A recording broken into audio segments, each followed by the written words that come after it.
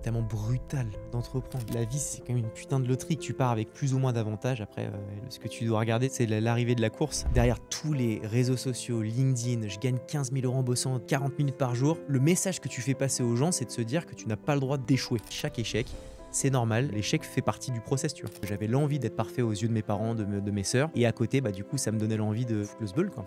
Vraiment. En fait, je m'emmerdais vraiment à l'école. Je m'y suis pas retrouvé dans le grand corps éducatif français. On peut te la faire à l'envers, tu vois. Moi, j'ai toujours été un peu trop bon, trop con. Toujours. C'était le truc le plus intense de toute ma vie. Il y a des moments, j'étais au resto avec mes parents, on parle de tout et de rien, et je fonds en larmes d'un coup.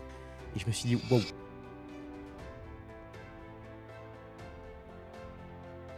Je viens de voir les statistiques de ma chaîne YouTube.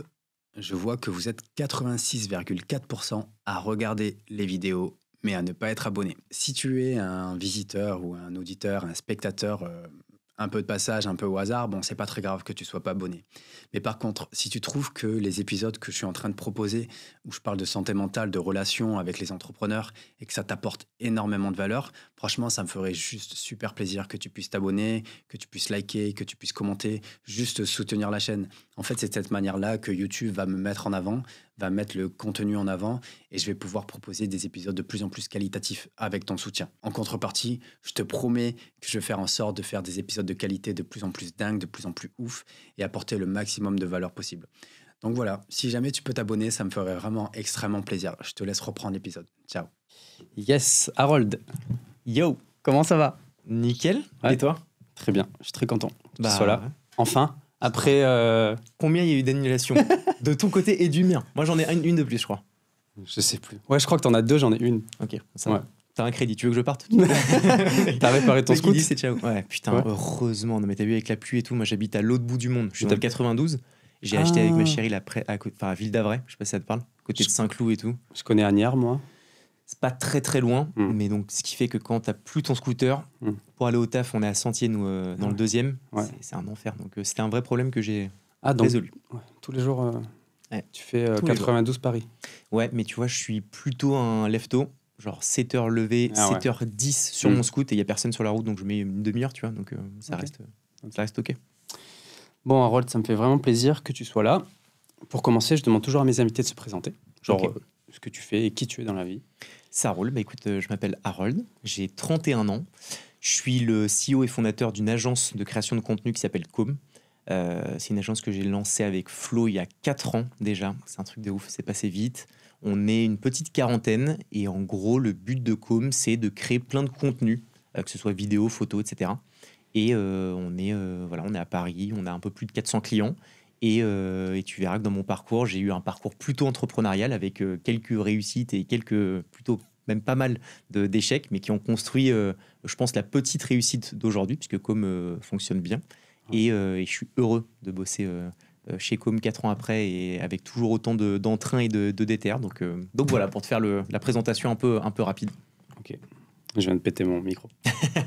Les aléas du direct. Ouais. Si tu veux, je te comble Non, t'inquiète. le moment technique.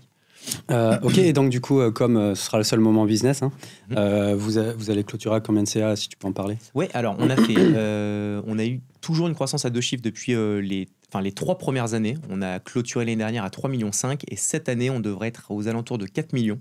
Donc on a fait moins de croissance qui s'explique par plein de choses et ce serait l'objet d'un podcast qui serait vraiment dédié au business, mais on était sur une phase de transition, on a positionné en gros le modèle de boîte de prod à agence.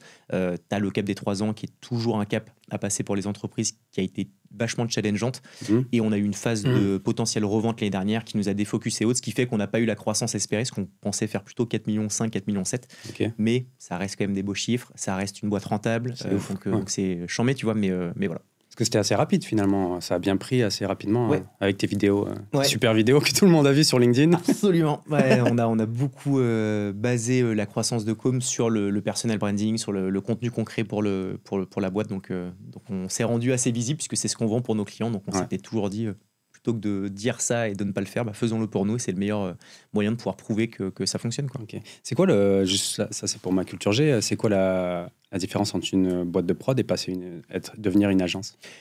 Pour faire très simple, boîte de prod, tu es un technicien de l'audiovisuel. Donc tu réponds un peu au problème du how, genre comment tu fais pour délivrer une super vidéo. Donc tu es technicien. Sur le modèle d'agence, tu es plus sur le why, c'est pourquoi tu vas faire des campagnes. Donc tu as vraiment cette vision stratégique, tu vois, de te dire typiquement, je te dis n'importe quoi, toi demain Mike, tu veux aller toucher la Gen Z. Bah, avant, tu me disais voilà le brief, voilà la vidéo que j'ai envie de faire. Et nous on le faisait, on était un peu des doers.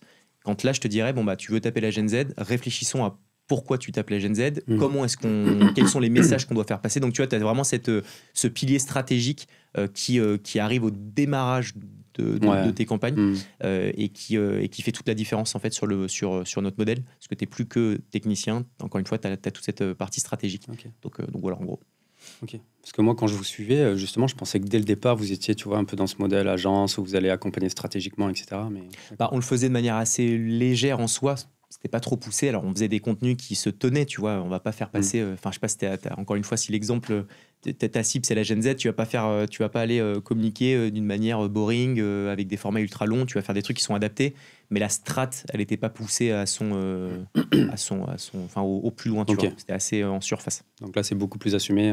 Absolument. C'est une agence. Exactement. De com. C'est ça. Ok. Voilà, c'était le petit moment business. C'est tout. Maintenant, on passe dans le d'Harold. Petit aparté, je voudrais juste te dire que les studios que tu es en train de voir là actuellement, de l'envers du décor, sont désormais disponibles au public. Donc si jamais tu as envie de te lancer dans le podcast en 2024, sache que je serai là, je pourrais t'accueillir et je pourrais t'aider à lancer tes nouveaux épisodes. Je te mets le lien en description où tu pourras voir un petit peu tout le descriptif du studio. Je te dis à la prochaine. Ciao, ciao. Donc Harold, est-ce que tu peux me dire où tu es né et dans quel type d'environnement? Je suis né à Ville d'Avray, là où j'habite avec ma chérie. Je suis revenu au Bercail, donc Ville d'Avray dans le 92. Petite ville en soi, je crois que tu as un peu moins de 20 000 habitants. Okay. Pourtant, c'est ultra proche de Paris. Tu vois, je te disais, c'est à une demi-heure en scoot, c'est à un quart d'heure en train de Saint-Lazare. Mais donc, je suis né là-bas. Je suis né, je pense, dans le meilleur environnement, en vrai. J'ai une famille exceptionnelle, vraiment. Déjà, il n'y aura pas de storytelling de je viens de la rue, etc. Moi, c'est plutôt un truc assez parfait en soi. Sœur, pardon, avec qui je m'entends hyper bien. Mes parents, je trouve, m'ont éduqué de la bonne manière, c'est qu'ils m'ont laissé vachement de liberté, mais en me donnant quand même un cadre dans lequel je devais me restreindre entre guillemets pour éviter de partir un peu trop en sucette, parce que tu verras que quand on parlera un petit peu de mon enfance, j'étais plutôt le dernier de la classe à faire des conneries à droite à gauche, mais je pense que c'est ce qui a aussi construit ma personne d'aujourd'hui. Mais en gros, voilà, famille vraiment assez idyllique, pas vraiment de problèmes familiaux, ce qui est quand même assez rare, j'ai l'impression, c'est rare. Qui est assez fou. Et avec des potes que j'ai gardés, tu vois, mes meilleurs amis sont les mêmes que mes meilleurs amis d'il y a 20 ans. Donc, tu vois, j'ai toujours avancé un petit peu en meute au niveau de mes potes et au niveau de ma famille. Et avec un père, important de le souligner, mais qui je sais que tu avais fait tes recherches, je pense, mais qui est ancien sportif, parce qu'il a été champion olympique d'escrime. Donc je pense que dans la manière dont j'ai été éduqué, le sport a eu une place assez centrale dans l'éducation de mes parents et dans la manière de voir les choses. Et voilà, je te laisse un peu de matière pour rebondir. Tu m'as tout donné. Ouais. On va essayer de décortiquer ça. Tout ça. On va essayer de décortiquer ça. Donc du coup, tu as une sœur. J'ai vu que tu avais une demi-sœur aussi. C'est ça, une sœur et une demi-sœur. C'est ça. Donc voilà. Mon père a eu un premier mariage avant que je sois né et que ma sœur soit née. Et il a eu très jeune, à 19 ans. Mais je la considère comme ma sœur, honnêtement. Je la vois peu parce qu'elle habite à Lyon, mais quand on se voit, c'est comme ma sœur, tu vois, je vois aucune différence, honnêtement. Okay. Donc, ok, tu as fait la parfaite transition. Tu disais que tes parents te restreignaient. Pourquoi? Tu étais un enfant comment à l'école? Primaire, collège, lycée, on va rester là et après on verra plus tard. Ok, je vais essayer de me rappeler un peu de ces années, des plus belles années, je trouve, de nos vies. Honnêtement, je trouve que c'est génial, le collège et tout.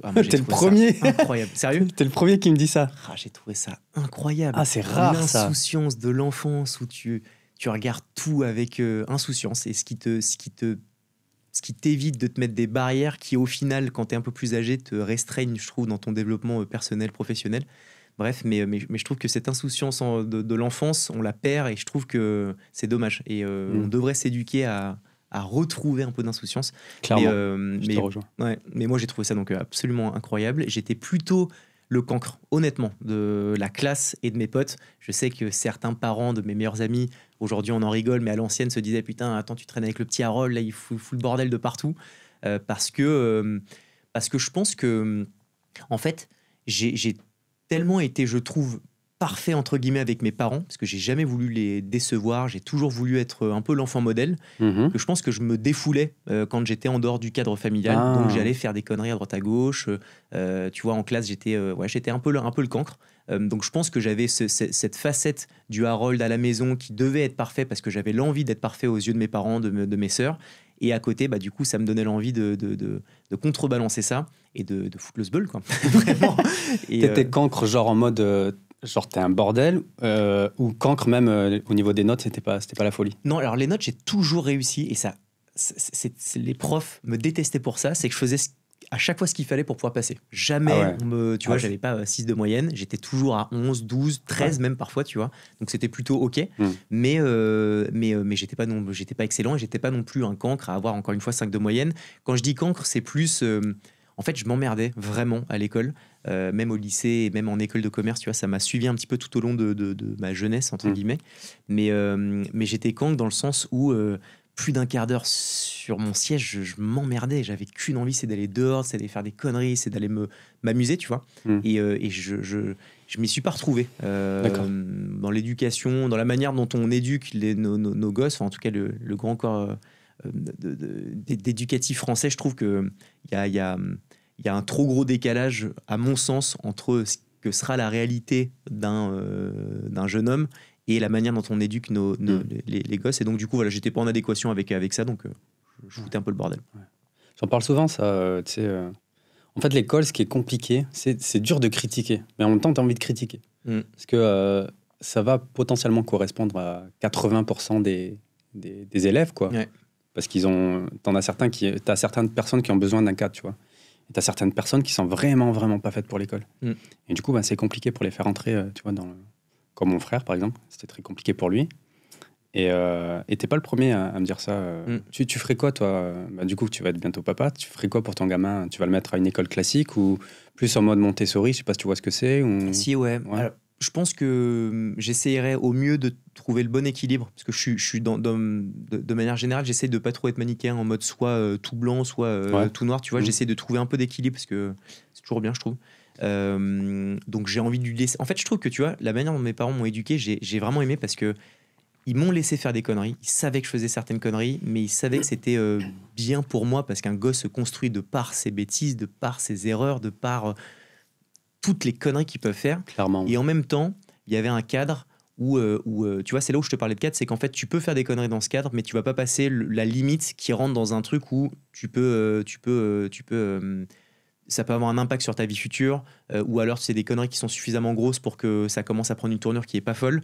Donc tu vois, c'est d'apporter un cadre, et dans ce cadre, par contre, laisser mon enfant ou ma fille pouvoir se apprendre par elle-même. Je trouve que c'est le meilleur moyen d'éduquer son enfant. Après, je te dis ça maintenant, je suis pas encore papa, c'est de la projection de ce que je lis, parce que j'essaie de monter un peu en compétence sur ce nouveau sujet qui va être d'être papa, tu vois, c'est quand même un putain de bordel. C'est quand? C'est le 10 janvier, tu vois, là on est bientôt le 10 décembre, ma femme entre dans son 9e mois, donc c'est demain, tu vois. Donc j'ai essayé un petit peu de démystifier tout ça, et ce qui est certain, alors je pense que de nourrisson jusqu'à 5-6 ans, tu as une éducation qui doit être propre à cet âge, je pense. À partir de 6 ans, 7 ans, quand tu as la prise de conscience de ton enfant, où tu es sur un nouveau modèle d'éducation, ce que j'ai vraiment envie, dans mon idéal, c'est encore une fois instaurer ce cadre en disant, voilà, à ma fille, c'est ça les grandes règles, et après, à elle d'apprendre, tu vois.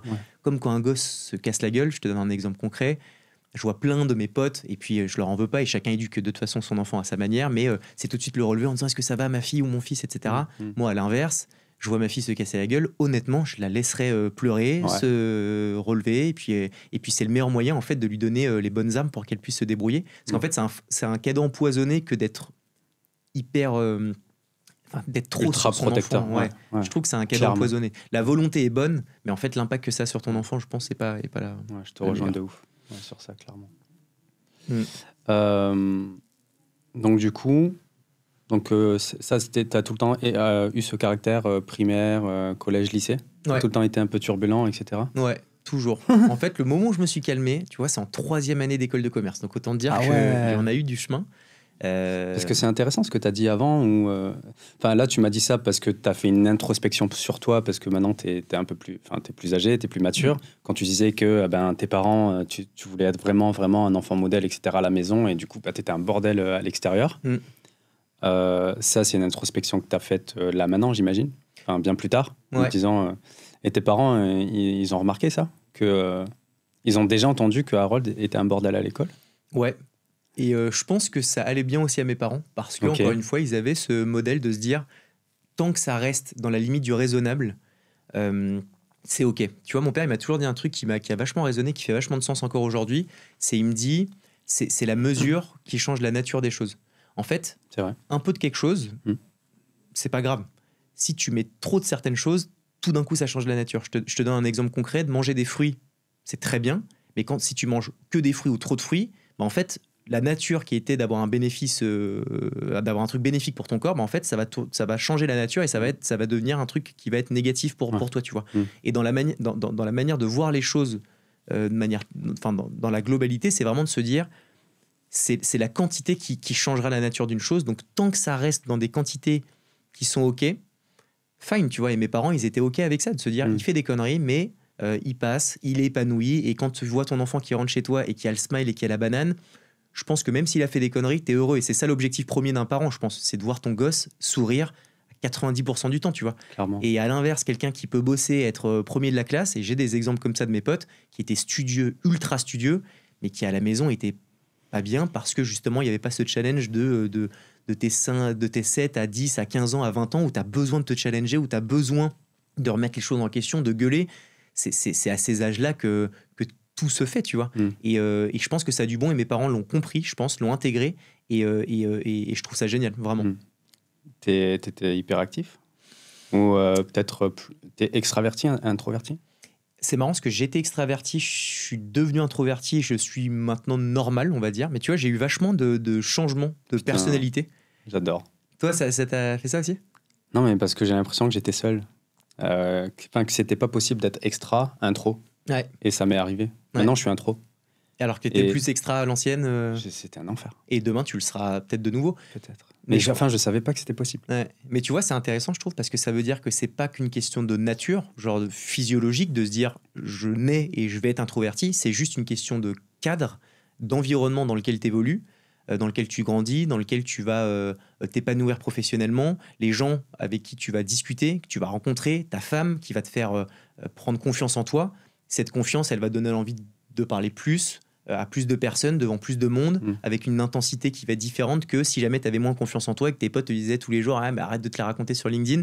Tu vois, en fait, tout ça, ça crée ta personne, et je pense qu'on doit être à l'aise avec le fait de pouvoir changer de personnalité, sans pour autant que ça change la nature de la personne. Et donc voilà, donc quand j'étais petit, j'étais extraverti, je partais dans tous les sens, je gueulais, j'en avais rien à foutre. Et j'ai eu cette phase au lycée, je m'en rappelle, où je viens d'une petite ville d'Avray, j'arrive dans un lycée qui était le lycée de Saint-Cloud, qui était un peu fame, où il y avait les gens du 16e. C'est un peu bobo, Saint-Cloud. Ultra bobo, de ouf. Et je suis arrivé en mode, mais en fait, je suis un tout petit dans ce truc où les gens en fait, sortaient déjà à Paris, allaient déjà en boîte alors qu'ils avaient 16 ans, alors que moi, sortir le samedi soir, c'était regarder la trilogie du samedi avec mes potes. Tu vois. Genre, ça s'arrêtait à là, tu vois. Et ça m'a mis une espèce de gifle où je me rappelle que je me suis un petit peu crispé, je me suis mis en mode introverti, et mes années de lycée, j'ai été beaucoup plus introverti. Et donc voilà. Et là, quand tu dis que tu es redevenu normal, ça veut dire quoi? C'est que je trouve que j'ai trouvé le bon équilibre, c'est que je suis à l'aise, je suis à l'aise en public, je suis à l'aise avec les gens, sans pour autant prendre trop de place, parce que ça peut avoir des aspects un peu négatifs, et j'aime pas forcément ça, tu vois. Souvent, mes potes me disent « Ouais, mais sur LinkedIn, t'es ultra présent, tu parles de toi tout le temps, donc ça se voit que tu veux avoir la lumière. » En vrai, quand tu regardes la réalité de tout ça, c'est que moi, c'est du business. Je prends la parole sur les réseaux parce que j'aime et parce que j'essaie d'apporter de la valeur. Je fais pas un espèce d'énorme focus dessus. Moi, j'aime être un peu au milieu, tu vois. J'aime pas trop prendre la lumière, j'aime pas être trop dans l'ombre. Je trouve que de trouver le bon équilibre, le juste milieu, c'est ce qui fonctionne le mieux. En tout cas, c'est ce qui me correspond le mieux. Maintenant que tu le dis, c'est vrai que... parce que je te connais sur les réseaux, quoi. Et c'est vrai que ça a l'air équilibré par rapport à d'autres qui peuvent être ultra extravertis. Ouais. Enfin, moi, je trouve ça relou, les gens qui parlent trop. Ouais. Et du coup, je creuse encore un petit peu. Vas-y, grave. On a 1h20. Et ta sœur, elle était comment? Ma sœur, à l'école. Comme moi. Plutôt dernier de la classe. C'est quoi cette famille? Famille de dernier. Non, bon, les parents d'Harold, là, il y a un truc. Parce que là, tu parles au niveau du cursus scolaire, on va dire. Après, si tu parles du reste, du sport, de plein d'autres choses sur lesquelles on excellait, mais en tout cas, vraiment sur la partie notes, si c'est ça un peu le critère, elle était un peu comme moi.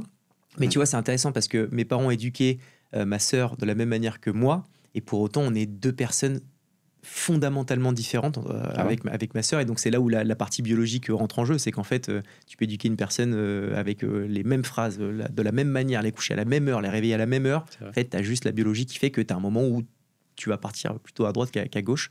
Bref, et donc ma sœur, elle a une enfance plus compliquée, honnêtement. Elle a une enfance plus compliquée parce qu'elle est allée dans un lycée pas ouf, honnêtement. Un lycée dans lequel tu avais des gens qui étaient pas ouf. Et à ces âges, quand tu as 14, 15, 16 ans, c'est là où tu te construis le plus, c'est là où tu as ton côté un peu rebelle aussi qui peut apparaître. Et quand tu as tes potes ou les gens que tu croises, tes connaissances qui te poussent à aller dans une mentalité qui est pas la bonne, et tu vois, c'est là où je trouve que la mesure a changé de la nature, c'est qu'elle est devenue vraiment un peu en mode rebelle contre mes parents qui étaient un peu parfaits. Mais en fait, ça collait pas parce que quand tu étais au collège ou au lycée et que tes potes, c'était peut-être un peu en mode des mecs un peu racailles qui te disaient ouais, bah non, moi, ma famille, fuck mes parents, tu vois, bah t'as envie par assimilité de te dire bah moi, ça va être la même chose, donc ouais, fuck mes parents. Et donc, elle a pris un peu ce versant, qui l'a cloisonné dans un truc dans lequel elle était pas à l'aise. 2-3 ans après, elle a pris le recul de se dire qu'en fait, elle avait fait du mal, tu vois, à mes parents d'une certaine manière, et ça l'a vachement impacté. Donc elle a pris un peu de poids, donc un peu moins de confiance en elle, etc. Ce qui fait que ça a été compliqué pour ma sœur. Là, ça fait maintenant quelques années qu'elle a repris un peu les rênes de sa vie, tu vois, mais elle a eu un... C'est ta grande sœur? C'est ma grande sœur. Elle a 34, elle a 3 ans de plus que moi. Et puis un truc qui a été hyper dur pour moi à vivre et à reconnaître, et t'imagines bien que je te le dis avec toute... vraiment de manière humble. Mais moi, je suis arrivé à un moment où quand je tentais des choses, ça fonctionnait pas trop mal. J'ai monté ma première boîte à 23 ans que j'ai revendue, donc c'était assez cool. Et forcément, quand tu es la sœur ou le frère et que tu vois ton frère qui commence à s'épanouir, à réussir, bah, tu te dis putain, et moi, tu vois. Et elle était à un moment de sa vie où elle, ça collait pas trop, ça marchait pas très bien, donc elle a ressenti ce contraste de manière assez vénère. Ouais. Et maintenant, on en parle avec le recul et on se dit que on avance comme ça, parce que pour moi la fraternité, c'est le truc le plus important au monde, donc on s'en sert comme une force, et quand elle a des moments de faiblesse, je suis là pour elle, et vice versa. Mais à ces âges 23-25, ça a été un peu compliqué à vivre pour elle, et donc du coup par ricochet, moi ça m'a fait du mal parce que je voyais ma sœur qui était pas au mieux, ça a fait du mal à mes parents, donc tu vois, ça a bouleversé un écosystème qui était parfait. Et ça a mis un peu de zone de friction dans un truc qui était parfait, et moi j'ai eu du mal aussi à intégrer le fait que cette famille idyllique que j'ai en tête depuis toujours, bah en fait, elle était challengée, tu vois. Et donc, je l'ai aussi vécu humainement comme un vrai challenge. T'en as voulu à ta sœur, quoi. Ouais, honnêtement, ouais. J'en ai voulu à ma sœur par ricochet. J'ai eu du mal à me rendre compte de ça. Parce que c'était mon inconscient qui prenait le dessus. Je me disais, mais en fait, t'as pas le droit de faire subir ça à des parents qui ont tout fait pour que ce soit parfait, tu vois. Et j'en ai vachement voulu à ma sœur, tu vois. Et j'ai mis du temps à le comprendre. Elle a mis du temps à le comprendre. Maintenant, on s'en parle et c'est top. Et c'est là où, quand tu vieillis, entre guillemets, que tu es un peu plus sage, bah, tu arrives à avoir du recul sur les choses. Et ces expériences construisent d'ailleurs encore mieux ton futur. Mais ça a été une zone assez challengeante dans ma vie. Ouais. Ouais, comme quoi, parfois, dans les familles parfaites, ben, c'est pas si parfait. Absolument, exactement. C'était toujours challengé, quoi qu'il arrive. Mais bon, tu vois, c'est que toi, dans ta tête, c'était la famille parfaite, les parents parfaits, mais peut-être qu'elle, il y avait un truc qui allait pas, quoi. Totalement. Et puis, c'est propre à chacun. Il faut. Voilà. Après, j'ai aussi une aversion, encore maintenant, même si je fais le. Je crois que j'ai vu, vas-y. On va voir si c'est ça. Ouais, sur les gens qui se plaignent et tout. Ouais. Alors, je pense que c'est aussi. En fait, je pense que c'est de par cette histoire avec ma sœur, avec ma famille, où ma sœur se plaignait de certaines choses, alors que je me disais, mais attends, mais en l'état, sans faire le monde... Vraiment, j'essaye de ne pas rentrer dans un discours de bisounours, et tu peux me faire confiance que je suis transparent dans ce que je dis, mais il y a une réalité, c'est que quand je me dis que tu es en bonne santé, on a une famille qui a quand même un peu d'argent. On a toujours eu tout ce qu'il fallait pour s'épanouir et pour s'épanouir, que pour moi, on n'avait pas le droit avec ma sœur de se plaindre. Alors que la réalité, c'est que peu importe ta situation, c'est normal que tu aies des moments où tu as envie de remettre en question certaines choses, de te plaindre sur certains sujets, parce qu'en fait, ton quotidien devient norme. Et c'est de cette norme que tu peux te sentir plus ou moins bien, bref. Et donc, du coup, ça m'a créé une espèce d'aversion sur les gens qui se plaignent, en fait. Tu vois, les gens qui me disent « Ouais, mais j'ai la flemme de faire ci ou de faire ça. Ouais, mais attends, mais moi, j'ai pas autant d'argent, donc je peux pas y arriver. » En fait, c'est un truc qui m'a vénère, vraiment. Encore aujourd'hui, même si maintenant, je le vois avec un nouveau versant, en fait, limite, je le vois avec... je regarde ça en me disant « C'est ouf, parce que ce qui fait juste la différence entre des personnes qui réussissent et des personnes qui ne réussissent pas, en fait, la différence, elle est infime. Elle est minuscule. C'est juste que toi, quand tu te lèves de ton canapé plutôt de regarder la télé, quand toi, tu te lèves un tout petit peu plus tôt, quand toi, tu te fais un effort qui est au final pas un effort monstrueux, en fait, c'est ça qui fait toute la différence. Ouais. Donc, j'ai réussi à pivoter cette aversion en un truc positif, limite, tu vois, où je me dis, tant mieux, parce qu'en fait, ce qui fait la différence entre ces personnes et moi, entre guillemets, dans ma vision des choses, en fait, voilà. C'est un sujet compliqué. Ouais. T'as vraiment des personnes qui se plaignent pour se plaindre, tout simplement, sans aucune raison, vraiment. C'est très français, je pense, quand même. Après, t'as l'autre versant où c'est la santé mentale. Absolument. Et là, par contre, les gens, ils sont dans le dur. Ouais. Ils peuvent être très riches, ce que tu veux, mais s'ils souffrent de dépression, d'anxiété ou quoi que ce soit, il n'y a plus rien à faire. Tu vois. Non, mais c'est clair. Ils se plaignent, mais c'est pas leur faute. Je sais. Mais tu vois, si je suis honnête, j'ai eu du mal à l'intégrer. Et je pense que le moment où je l'ai vraiment capté, c'est que ma femme on a eu un moment éprouvant de vie, c'est qu'elle a eu un cancer de la gorge, ma chérie. Ah putain. Hardcore, vraiment, le truc qui tombe comme ça. Donc heureusement, ça a été traité au bon moment. Tu as la cigarette Non, rien à voir. Vraiment, c'est un truc totalement hasardeux. Cancer de la thyroïde, ça arrive comme ça. Elle n'avait même pas de cas dans sa famille. Putain. Donc on lui a retiré sa thyroïde. Heureusement, c'était il y a 4 ans. Hein. Ouais, donc là, tout est finito, mais ça s'est très bien soldé, alors que ça aurait pu prendre une autre tournure. Mais donc, tu vois, je l'ai vu dans des états, t'imagines bien, en mode la dépresse, parce que tu dis, en fait, j'aurais pu mourir, parce que quand on t'enlève la thyroïde, ça, c'est tout ce qui régule tes émotions. Donc là, elle a un médicament qui s'appelle le Levothyrox, qui permet de réguler tes émotions, et ça met du temps avant de trouver le bon équilibrage. Donc, je l'ai vue à des moments où elle était parfois dépresse, parfois elle était hyper heureuse, parfois, en fait, elle était hyper sensible. Et donc, je me suis vraiment rendu compte qu'en fait, en fonction des émotions de chacun, alors elle, c'était de par sa thyroïde, mais en fait, c'est lié à ton mental, en fait, t'as des moments où tu peux avoir des moments de faiblesse, et il faut le comprendre et l'intégrer. Et ce moment de vie m'a fait changer ma vision des choses. Voilà.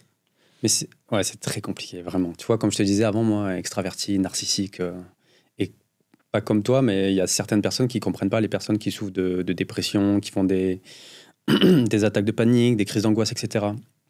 Moi, j'étais le mec qui critiquait ces gens-là, qui critiquait les gens qui n'avaient pas d'ambition, etc. Et malheureusement, ça m'est tombé dessus. Je me dis, mais... Il t'est arrivé quoi, juste pour le... C'était quoi l'histoire Franchement, c'est très compliqué, mais ça a commencé par un vertige devant mon ordi. Ok. Et à partir de ce jour-là, ma santé s'est dégradée vraiment. Enfin, tu vois, j'avais des vertiges, des palpitations, je fais des crises d'angoisse le soir. Quand je m'endormais, j'avais l'impression que j'allais mourir, vraiment, tu vois. Après, en fait, c'était tout un ensemble de choses qui sont passées dans ma vie. Je pense que j'ai traîné pendant 5, 6, 7 ans, etc., en faisant le mec fort et tout. Et en fait, tu te prends un camion dans la gueule, en fait.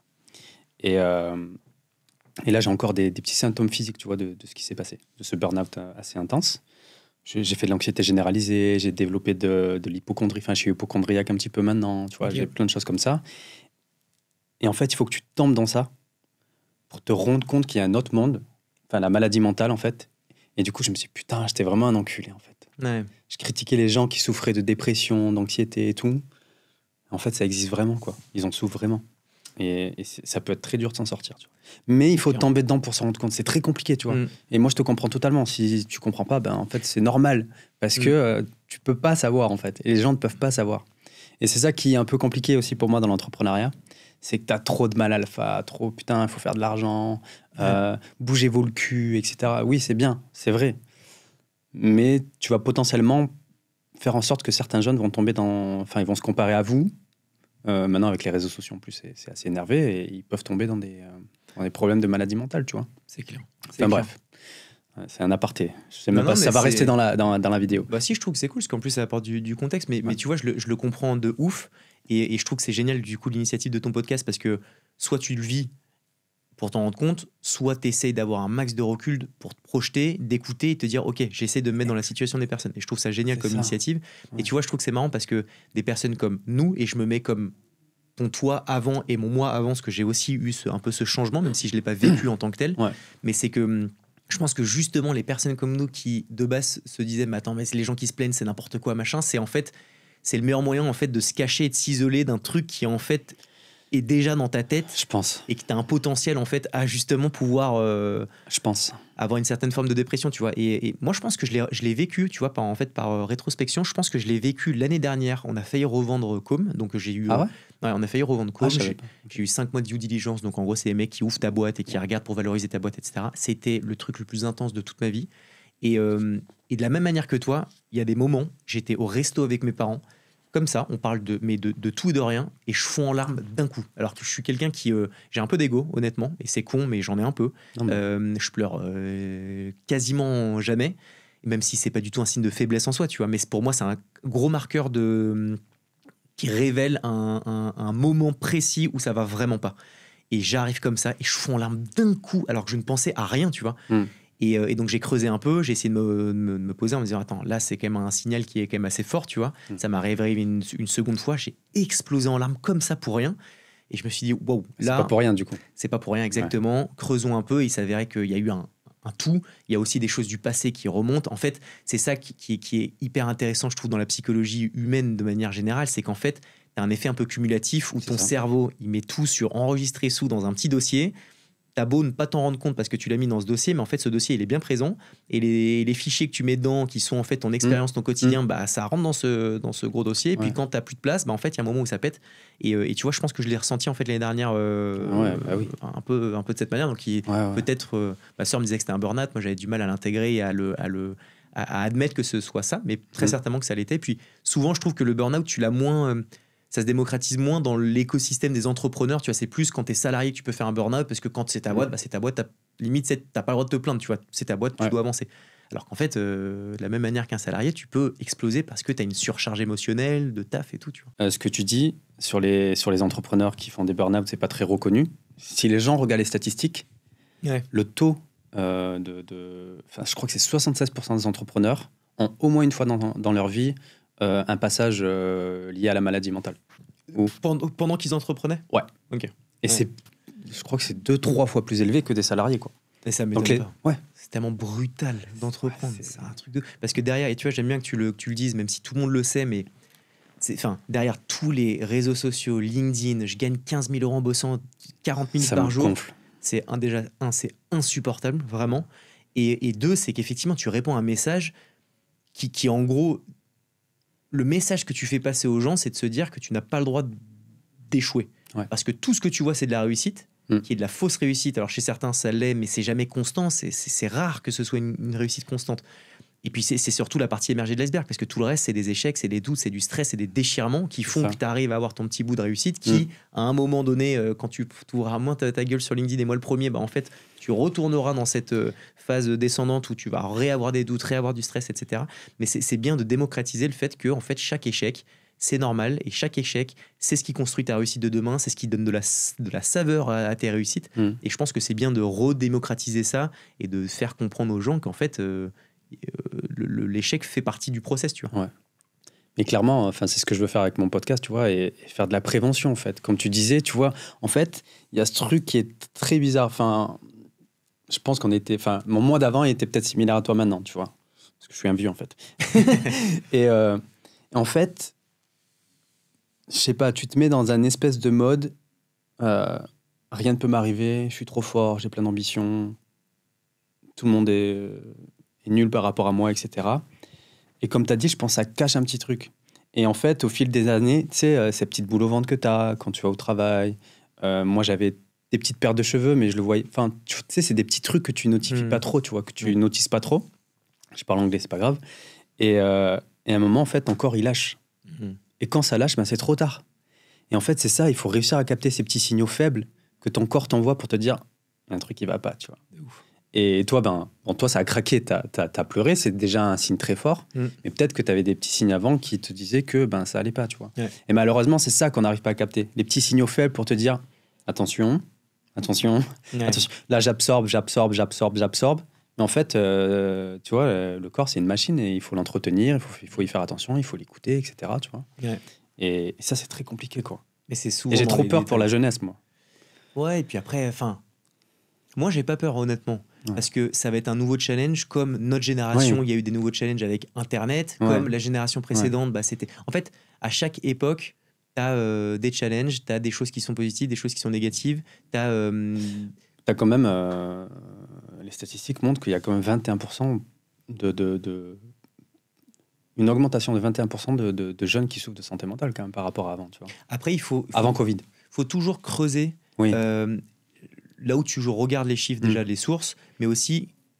C'est quoi derrière les réponses? Est-ce que, parce qu'on regarde, moi je pourrais te dire un truc, peut-être qu'il y a eu plus de réponses parce que maintenant tu as les réseaux sociaux et tu peux répondre plus facilement à des questionnaires, ce qui fait qu'en fait, des gens qui t'avaient questionné il y a 5, 7 ans ou 10 ans, Ouais, t'as raison.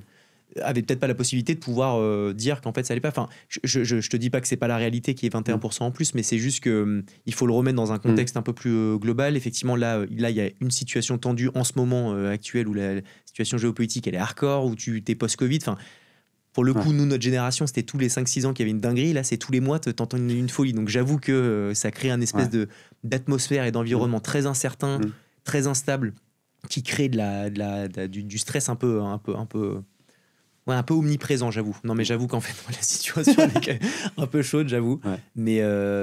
Mais bon, moi, je suis un... T'es un optimiste. Je suis un optimiste, honnêtement. Je suis un optimiste sans que ça devienne le truc un peu relou de se dire c'est toujours trop beau, trop rose, mais... Ouais. Non, mais c'est bien. Je me dis qu'on il en faut. Ouais, il en faut. Non, mais clairement. Mais enfin, j'en ai un peu marre de. Il y a des choses qui vont pas, c'est sûr. Mais venez, on essaie d'aller de l'avant. Venez, on essaie de positiver les choses. Qu'en fait, de se plaindre, c'est le meilleur moyen de donner des signaux de ton inconscient, de te dire, en fait, tout va mal. Et tu sais, la méthode Coué, c'est ça. C'est plus tu te dis que ça va pas, plus ton cerveau te dit, ok, ça va pas, donc ça va vraiment pas. À l'inverse, si tu te dis, ok, c'est un peu gazmer en ce moment la situation, mais je suis en bonne santé, j'ai mes potes, j'ai ma famille, j'ai mon taf, j'avance. Tu donnes des signaux quand même positifs à ton cerveau et je pense que ça va dans le bon sens pour te sentir bien, quoi. Et ça, c'est un truc de fou à quel point le cerveau, juste si tu te dis je vais passer une bonne journée, ta journée elle va être sympa. Ouais, même si tu t'es levé du mauvais pied ou je sais pas quoi, c'est trop... C'est une dinguerie. dingue. Ouais. C'est une dinguerie de ouf. Et moi, je trouvais que c'était un peu un truc de gourou à l'ancienne, tu vois, le côté un peu spiritueux, l'inconscient et tout, parce que c'est un truc qui est pas palpable. Et je suis plutôt un mec du concret, tu vois. Tous mes business a été du service parce que j'avais besoin de tout de suite vendre et que ce soit très palpable et tangible. Tu vois, je suis très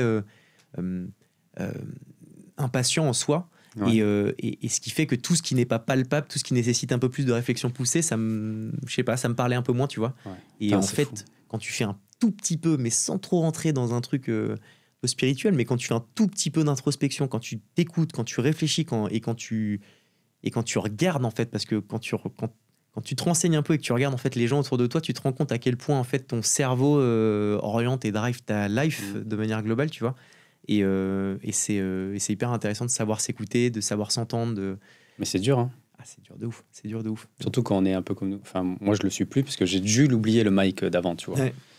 Mais tu te rends compte que j'ai dû tomber dans le burn-out, enfin, dans l'anxiété généralisée, pour commencer à comprendre les gens qui faisaient un petit peu de spiritualité, qui croyaient en des entités supérieures ou quoi que ce soit, tu vois. Je me disais, ils font ça pour aller mieux, en fait. Enfin, et why not, tu vois. Alors qu'avant, je les critiquais, j'étais ultra pragmatique. Moi, pour me convaincre, il faut que ce soit prouvé par la science, etc.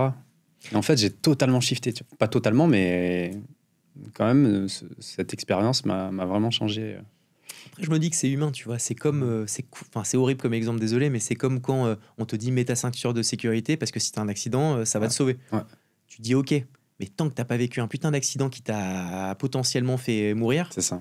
Tu comprends pas en fait. Et c'est hyper dur de faire ce travail de projection, de vraiment rendre le truc réel en se disant ok, si demain vraiment ça arrive, Enfin, voilà les conséquences, voilà ce que ça changerait. Donc, de t'éduquer. Mais ça, c'est un travail.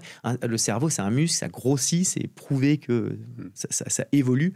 Et donc, faut l'entretenir, comme tu l'as dit, comme tout le reste de ton corps. Et donc, pour ça, c'est lire, c'est écouter, sans, encore une fois, faire le gourou à dire, lisez 25 bouquins par jour. Mais je trouve que d'écouter les gens, de se renseigner et d'être curieux, pour moi, c'est le meilleur moyen de pouvoir correctement travailler ton cerveau et ton inconscient. Je trouve que ça... Bref, c'est... Parce que j'avais vu une interview, je crois que tu étais avec...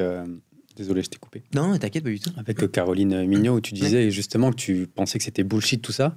Mais tu te fais des affirmations positives et tout. Maintenant, le matin, tu le fais encore ou t'as arrêté? Non, j'ai arrêté. Tu vois, c'est un truc que j'ai pas tenu. Ok. C'est un truc que j'ai pas tenu. Et pourquoi tu faisais ça? Parce que t'étais dans...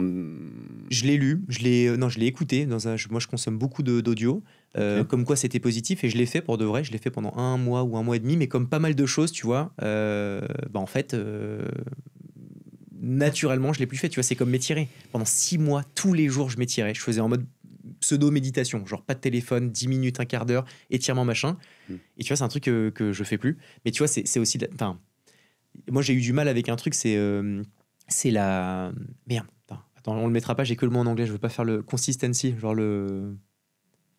Merde, tu sais, quand tu fais les trucs de manière régulière... C'est pas consistance, mais consistency, c'est... Merde. Régularité? Non. Ouais, c'est l'habitude. Enfin, je sais plus. Mais c'est vrai que moi, je sors des mots en anglais, mais j'arrive plus à trouver le français. Surtout parce que ça fait tellement le... Ouais, mais en vrai, on s'en fout. Okay, parce que des fois, je dis consistency ou je dis un mot en anglais. Et c'est pas grave, quoi. Des fois, j'arrive pas à trouver le mot français, sinon t'avances. Ok, les gens se disent, oh, ils font l'anglais, c'est pas notre faute. C'est vrai. Qu'est-ce que tu veux? Et donc, du coup, j'ai essayé de. Peut-être qu'il y aura une coupure, mais j'ai essayé de retrouver le mot français, mais je l'ai plus. Mais j'ai toujours du mal avec le fait d'être en mode consistency, genre tout le temps, de la même manière, savoir qu'il faut le faire de manière régulière. Et j'ai toujours des moments où je le fais, je lâche et je reprends autre chose. Tu vois, c'est mon côté très... et c'est un terme qu'on m'a tellement dit quand j'étais à l'école que ça m'a marqué, c'est je suis velléitaire. Velléitaire, c'est tu pars dans tous les sens. Tu fais un truc et dès que tu commences à le faire un peu bien, tu te dis que c'est fait, donc tu passes à autre chose. Et tu vois, ça a été... c'est un vrai marqueur que j'ai chez moi, que j'essaye de travailler parce que, en fait... C'est la consistance qui fait que tu arrives pour moi à être performant dans ta vie de tous les jours, dans ton couple, dans ton éducation, dans ton pro. C'est le fait de faire un truc qui marche et de le faire dans le temps. Et tu vois, typiquement, m'étirer, je l'ai fait 6 mois et au final, là, j'ai arrêté. Ça fait un moment que j'ai arrêté. Là, je suis raide comme un mec de 80 piges et je le sens et c'est pas bon d'ailleurs. Mais il faut aussi admettre que... Encore une fois, tu vois, je l'ai dit dans un podcast, j'ai dit, je m'étire tous les matins, je fais 10 minutes d'introspection, ce qui était une réalité. Mais tu vois, la réalité, c'est que quelques mois après, je te le redis, en fait, j'ai lâché parce que c'est aussi comme ça. Et je pense que c'est bien de l'entendre aussi, qu'en fait, tout n'est pas toujours parfait, tout machin, tu vois. Mais, et c'est bête, ça, quand même, parce que je suis un peu pareil, tu sais que ça te fait du bien et tu ressens les bénéfices du truc et t'arrêtes. Et pourquoi? On est fous. Qu'est-ce que je te dise, Mike? Non, mais... Et le sport, c'est un peu pareil. Enfin, non, le sport, c'est compliqué. Putain, si, moi, tu vois, le sport... Alors, j'étais... Vas-y, on va pas avoir le temps de tout faire. Vas-y. On enchaîne sur le sport. Non, mais j'allais te dire... Le sport, mais quand je te dis que pendant 4 ans... Je te montrerai une photo après de ma shape à l'ancienne, 8% de body fat. Mais j'ai vu ta shape. Je faisais 0 écart de bouffe. Je te jure, pendant 4 ans, j'étais un militaire. Là, vraiment, c'est le truc où pendant 4 ans, j'ai réussi à être constant. Et je me suis rendu compte à quel point, en étant constant, c'est là où tu as des résultats qui sont juste exceptionnels. Mais tu vois, en ce moment, la réalité, c'est que ça fait 8 mois, à part la boxe, qui est un peu particulière, parce que là, j'ai vraiment le challenge de mon combat que je vais faire la semaine prochaine. Mais tu vois, j'ai eu le fameux roller coaster du... diète incroyable pendant une semaine, je bouffe un gâteau à samedi en me disant vas-y, je mange un seul gâteau et là je me déglingue tout, domac le soir et puis je baisse ma diète en 2 secondes. Et là je suis un peu dans ce roller coaster où j'ai du mal à me trouver une régularité. Et tu vois, ça a un impact dans mon business parce que le matin, quand la veille j'ai fait de la merde niveau alimentation et que j'ai pas fait de sport, je me sens clairement comme une merde le lendemain. J'ai envie de me gifler, je suis de mauvaise humeur. Donc quand j'arrive au taf, et moi ça se voit sur mon visage quand je suis de bonne humeur ou pas. Tu vois mon équipe où j'arrive avec la tronche tirée, les mecs sont en mode on va peut-être laisser Harold tranquille aujourd'hui, ce qui fait peut-être qu'on n'avance pas aussi bien sur certains sujets. Donc ça a vraiment un impact, tu vois, sur mon pro, je le sens. Et là je sens que j'ai besoin de me retrouver de la consistance sur le côté sportif et nutritionnel. parce que c'est tellement, ça drive tellement tes performances, je trouve, professionnelles, c'est un truc Mais de c'est ouf. ouf. Mais ouais. Moi, je suis en train de le vivre, tu vois. Mais parce que je commence, tu vois, le podcast, etc., ça me demande beaucoup de temps et tout. Toi, si tu as dû mettre de côté le sport à cause du boulot, à cause de l'entrepreneuriat. Ouais, mais c'est une fausse excuse. Tu vois, je m'en suis rendu compte. Non, mais c'est une fausse excuse, clairement. Ouais, j'ai dit, je me Tout suis est excuse, dit, hein. Exactement. Tu peux toujours trouver le meilleur moyen de te dire, je le fais pas. Mais tu vois, je me suis vraiment enfermé dans ça fait 6 mois, il y a le repositionnement, faut que je capitalise sur mon taf. Donc c'est normal que je fasse pas de sport. Mais en fait, c'est le meilleur moyen de se rassurer pour se trouver une excuse merdique. Parce qu'en fait, la réalité, c'est que ton sport, tu le fais une demi-heure chez Watt. Et en plus, c'est pas comme si je terminais mes journées à 23h. Hein. Moi, je les termine à 18h. J'ai terminé ma journée parce que je suis plutôt matinal.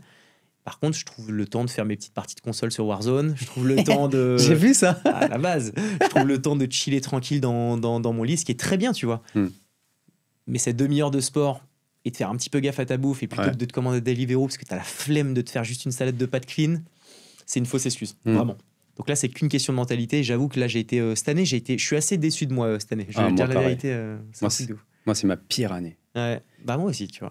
Vraiment. Je dis, en termes de sport, c'est la première fois de ma life que j'arrête aussi longtemps. C'est quoi, Mike? Viens, on se fait un truc aujourd'hui. Déjà, on se fait une petite session de sport tous les deux pour se dire, vas-y, let's go. Je me suis blessé, mais vas-y, why not? Les excuses. Non, mais t'as raison. Je sais. Mais on se fait une session. Et on se redéterre tous les deux. On se renvoie des petits WhatsApp. On se mettra notre graille en mode, voilà, la diète du dimanche plutôt que le McDo du dimanche. Chaud. Ouais, chaud. Allez, vas-y, comme ça on se redéterre à deux. C'est toujours plus facile à deux que seul. Parce que là, tu fais que de la boxe alors. Ouais, là j'ai lâché, ça fait première fois en 6 ans que je n'ai pas fait de muscu depuis 4 ou 5 mois, je crois. Que de la boxe. Okay. Que de la boxe. Et pour le coup, je suis piqué par ce sport. Mais on en a parlé vite fait en off, mais c'est exceptionnel. Et ça fait longtemps que tu as commencé? Non, ça fait 8 mois. Mais comme tout, quand je fais un truc et que j'aime, je me donne à 1 milliard de %. Et donc, tu vois, j'ai vraiment, vraiment bien progressé. Là, mon coach m'a dit et sans fausse modestie, mais qui m'a vraiment dit, j'ai rarement vu une évolution aussi rapide. Parce que pour le coup, je suis un peu en mode éponge. Mais t'es un grand sportif aussi, quand même. Ouais, et puis j'ai cette culture sportive où quand on me dit un truc, je le fais. Moi, tu vois, je suis vraiment... Et c'est assez agréable pour les coachs. Parce que tu vois, t'as plein de mecs qui disent oui, mais attends, mais non, parce que regarde mon pied, je suis mieux. Moi, on me dit un truc, je le fais. Et il n'y a pas de sujet. Je suis un peu pareil sur le sport. Ouais, mais tu le sais que de toute façon, c'est quand t'as des mecs qui le font depuis 15 ans, tu fermes ta gueule, t'écoutes et tu fais. Et c'est tout, tu vois. Et moi, c'est ce que je fais avec la boxe. Et ça m'a permis de voir de la progression. Et voir des progressions, c'est le meilleur moyen de te donner l'envie de continuer, tu vois. Et surtout aussi, tu vois, comme je t'ai dit, j'ai commencé il n'y a pas longtemps. Excuse-moi, je t'ai recoupé. Non, pas du tout. Tu m'as j'ai commencé il n'y a pas longtemps, là. Et juste de voir que c'était ultra dur, c'est un challenge, ça y est. C'est ouf. Je me suis dit, bon, c'est quoi, je vais me donner 1 an, parce que ma meuf, elle est forte, quoi. Elle sait boxer. Je vais me donner 1 an et on va voir où je vais être, tu vois. Vas-y, mais ouais, on va voir. Mais par contre, je vais continuer la muscu. Ouais. Parce que ma shape me manque de ouf. Ouais. Tu vois. J'avais vraiment une bonne shape. Tu vas montrer ta shape plus tard. Ça fait très gay dans le monde. Tu sais, quand tu commences à faire... Tu fais quoi? C'était quoi ton sport de prédilection quand tu étais gamin? Parce que toi, tu as un père sportif qui a été champion olympique. Ouais. Je pense qu'on va pas avoir le temps de passer tous les sujets, mais c'est pas grave. On fera un autre podcast. Ouais, tu avais ton père qui était champion olympique. D'escrime, ouais. Ce qui est un truc de malade mental. C'est un truc de ouf. C'est en 1986. Qu'est-ce que ça t'a inculqué, ce truc? Ça t'a mis une pression, toi, tu penses, de dire putain, il faut que je sois comme mon père, il faut que je sois ultra fort en sport? Ouais, en fait, ça m'a à la fois orienté, enfin, ça m'a donné l'envie de faire du sport. Donc, moi, j'ai fait tous les sports du monde depuis que je suis tout petit. Vraiment, et j'ai fait beaucoup de karaté, j'étais ceinture marron-noir, j'en ai fait pendant 8 ans, j'ai fait de la natation, je fais du tennis, je fais du basket, et quand je te dis ça, c'est pas juste j'ai fait un cours, c'est je me suis déterré vraiment. T'as fait Ninja Warrior? Je fais Ninja Warrior. Là t'étais fit de ouf, hein? Ouais, j'étais pas mal. Là j'étais en shape pas mal. C'était ta shape pendant les 4 ans là, de sèche et tout? Plutôt je commençais, je crois, à être sur la phase où... Sur la fin. Ouais, il y avait les petits saucissons qui revenaient dans ma vie. Mais ouais, non, j'avais une shape qui était quand même cool. Ouais, du coup, donc éducation sportive. Donc très bon côté parce que ça m'a donné l'envie de faire du sport et ça m'a en fait normalisé le fait de faire du sport. Tu vois, il y avait des familles dans lesquelles faire du sport c'était un truc un peu incroyable, alors qu'en fait moi c'était juste normal. Tu vois, j'en faisais avec mon père. Donc tu as aussi cette facilité d'avoir envie de faire du sport parce que ton père il faisait quoi? Enfin, il a été champion olympique de Fleury, c'est ça? Non. Et il a fait de l'épée. L'épée, c'est tout le corps, tu dois toucher tout le corps, mais tu vois, mon père, là, il a 67 ans, tu le vois, 66, pardon, mon papa, c'est un truc de ouf, Il est comme ça, il est encore hyper, il est beau, tu vois, vraiment. Comme toi, quoi. Vous êtes une famille de beaux gosses, quoi. Bah écoute, merci. Mais non, mais tu vois, on essaie de faire attention à nous. Et puis donc voilà, donc je vois mon père maintenant, je me dis putain, c'est ça, faire du sport, ça a son importance vraiment. Et puis je trouve que ça, enfin bref, de t'imposer une certaine hygiène de vie, une rigueur, pour moi, c'est tellement dur en fait. Et c'est le seul truc au monde que tu ne peux pas acheter. Tu peux être millionnaire, tu peux pas t'acheter un body de ouf parce qu'en fait, juste tu dois être rigoureux, te faire mal, aller à la salle ou faire du sport. Et en fait, c'est un signal pour moi qui illustre les gens qui sont forts mentalement et ceux qui ne le sont pas.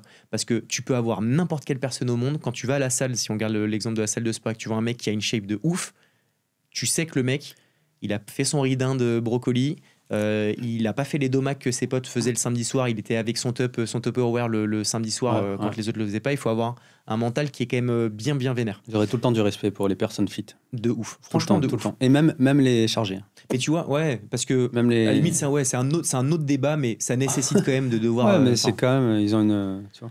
Mais tu vois, je suis content parce que ça fait 2-3 ans que le fitness, il prend de la place en France. Ouais. Quand avant. Enfin, pas 2-3 ans, un peu plus. Un peu plus, ouais. Je t'avoue que je me suis un tout petit peu éloigné, donc je suis plus. Avant, je suivais les David Lay, tous les mecs à l'ancienne de Gymshark. Moi, j'étais en mode Tupperware, regarder leurs vlogs tous les jours, tu vois. Ouais, moi, c'était énervé à l'époque. C'était incroyable, c'était les meilleures époques. Mais je crois que ça y est, c'est terminé. Enfin, comme tu disais, c'est des vagues, tu vois. Ouais. Et moi, c'est rigolo parce que mon frère, il fait du crossfit. Il devient coach de crossfit. Nice. Sa femme est coach de crossfit. Et elle me disait, on a tous eu cette phase où on était en période de sèche, la shape de ouf et tout. Maintenant, c'est terminé. Voilà, maintenant. Ouais. Et du coup, ça me fait chier, mais je crois que c'est vrai. non, vas-y, Mike, on s'est donné un truc là, on doit y retourner.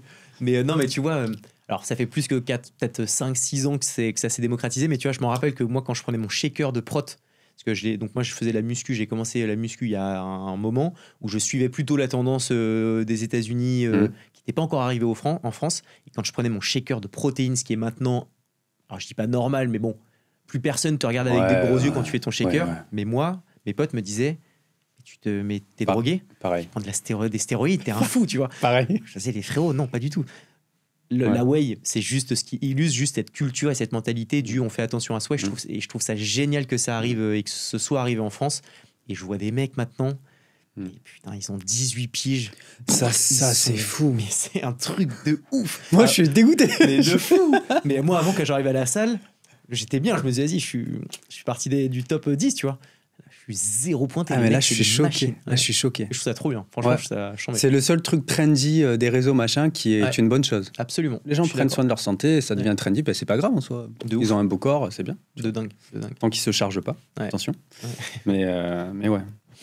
Donc oui, le sport, c'est tout. Et ta mère, elle est sportive aussi? Non, ma mère est pas très sportive. C'est marrant parce que mes parents sont à l'opposé. Mon père, On n'a pas parlé de tes parents. Ouais, vas-y.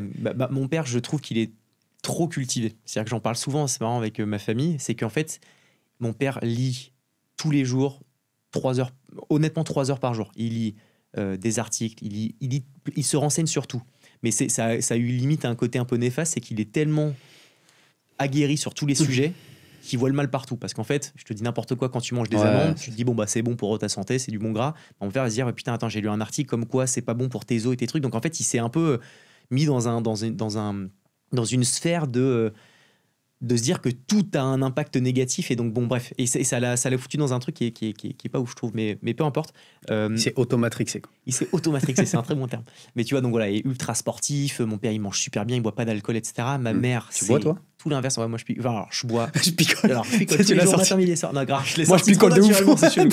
Non, je bois jamais la semaine. Non pas que je m'impose de pas boire, c'est qu'en fait, j'aime pas l'alcool. En vrai, la vérité, c'est que sauf vraiment un bon pinard, une bonne bière sous pression artisanale, parce qu'il est 15h, il y a du soleil et tout. Mais la réalité, c'est que quand je picole, c'est que j'ai envie de me mettre une biture avec mes potes et que j'ai envie de me taper des barres toute la soirée. Mais tu vois, la différence de mes potes qui goûtent un whisky, qui me disent, oh, c'est un bon whisky. Moi, je leur fais, mais frérot, ça me dégoûte, j'aime pas, tu vois. Vraiment. Ouais. Mais par contre, les samedis soirs, ça picole un petit peu, tu vois.